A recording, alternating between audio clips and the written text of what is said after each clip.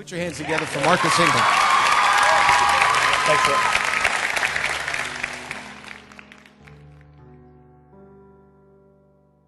I'd like to invite you in and share some of my experiences with you by inviting you into my world. When Marcus talks about that particular aspect of his life, it's very raw, it's very real.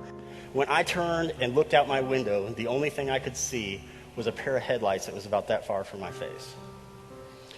I had about a microsecond to realize that those were headlights, they were attached to a white car, and then those lights went out.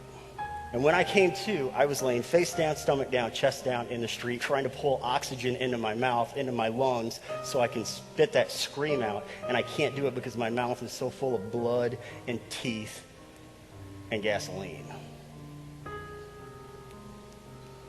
Thought I was going to die.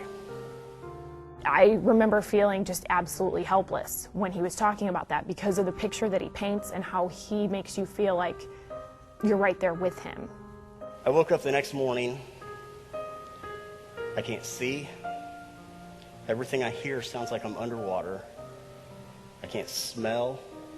I can't taste.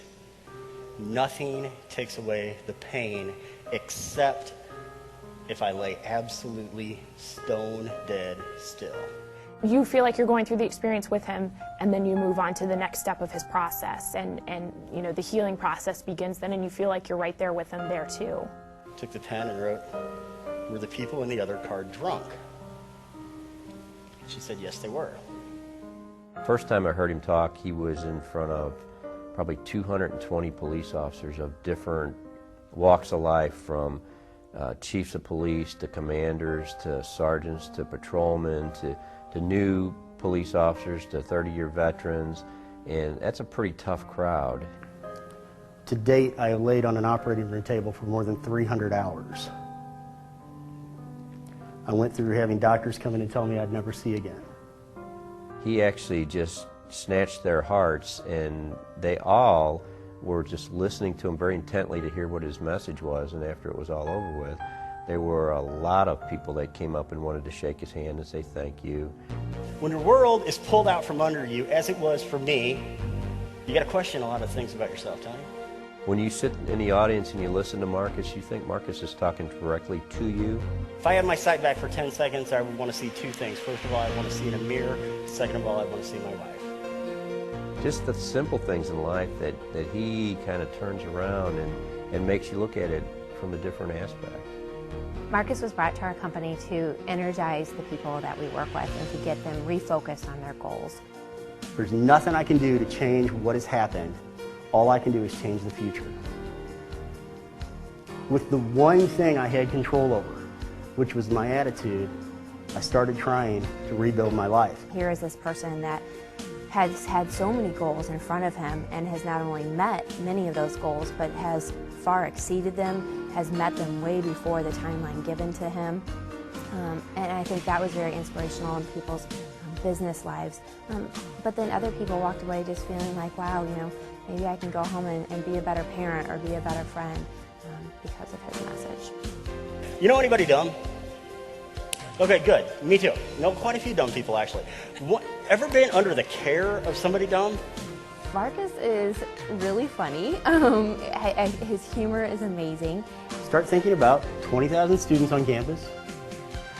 10,000 of those have to be female.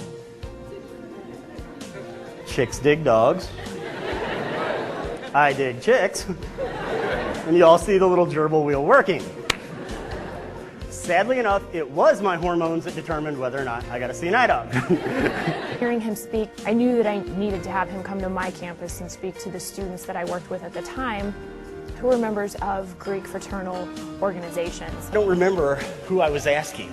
I don't remember if I even knew anybody was in the room. I don't know if I was asking God who I was asking, but I took the pencil and physically wrote out the question, why?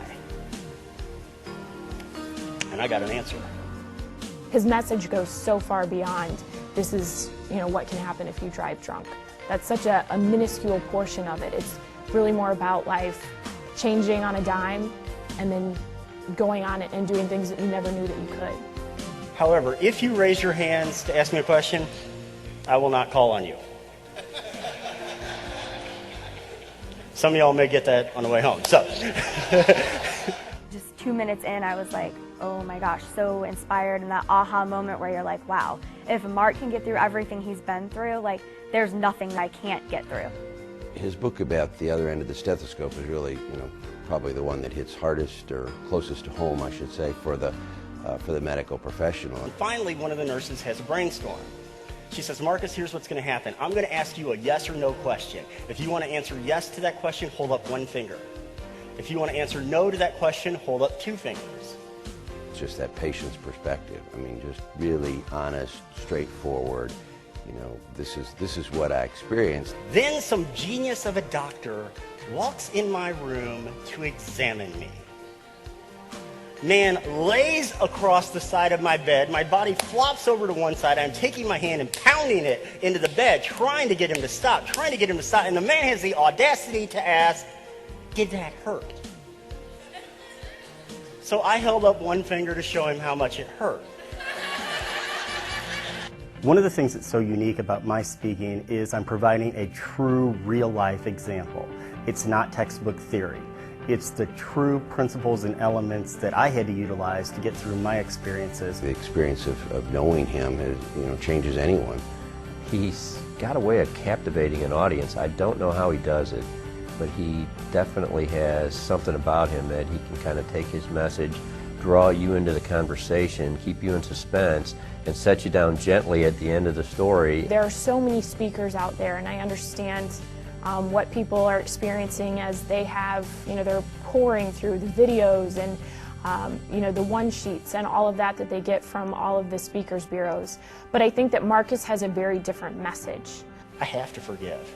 Because if I don't, I've got that negative energy that I'm carrying around with me that governs so many aspects of my life. If it was up to me, I would have everyone in the world listen to Mark's speech at least once. Adversity doesn't have to define you. No matter how impossible a goal may seem, these principles can help form a roadmap to success. In hearing Marcus, I think that it really made me think about the choices that I make in my own life. I figured this man took my sight. I am not going to let him have my future. Everyone has problems. Everyone has adversity. I know the things that I learned through my problems can help others achieve success in their own lives. You're like, wow, things can happen. You can still make the most out of what you have despite your circumstances, despite what you have going on in your life. After everyone heard him speak that day, I think people were very excited about getting out there and tackling those goals. They really felt like there wasn't any hurdles that could keep them from meeting those goals. And still to this day, we consistently see people thinking about his message and really feeling like, I can do this. I can hit my goals. There's nothing that's going to stop me.